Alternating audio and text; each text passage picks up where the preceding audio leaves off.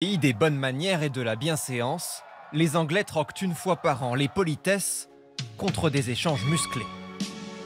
Bienvenue au championnat du monde de shin kicking. Littéralement, des coups de pied dans les tibias.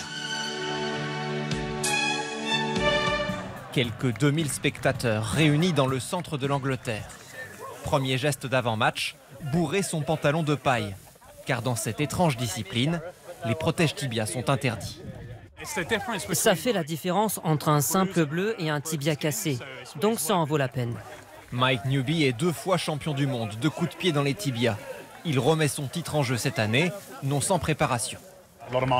Je fais beaucoup d'arts martiaux et je me frappe parfois les tibias au marteau. Face à lui, beaucoup se soumettent à l'épreuve pour la première fois. Je suis venu il y a 6 ans. J'ai vu quelqu'un avec tous les orteils cassés et je me suis dit que je voulais vraiment le faire un jour.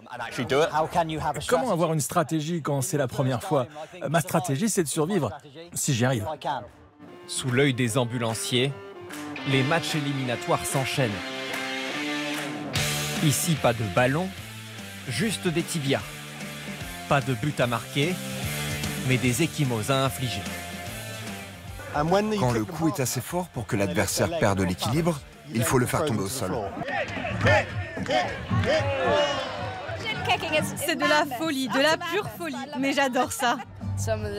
On peut entendre les coups d'ici. On dirait que la paille n'atténue pas grand-chose. Il faut être un peu stupide.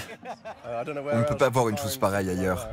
Aujourd'hui filmée par de nombreuses caméras, cette compétition a débuté il y a plus de 400 ans, sur l'idée d'un riche avocat anglais.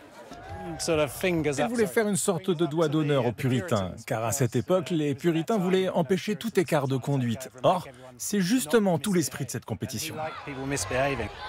Malgré les assauts, le tenant du titre ne flanche pas. Au terme d'une série de contusions bien placées, le roi du tibia met son ultime adversaire à genoux. J'ai beaucoup de bleus. Je suis épuisé et soulagé que ce soit terminé. Je prends ma retraite aujourd'hui, donc c'est un poids en moins.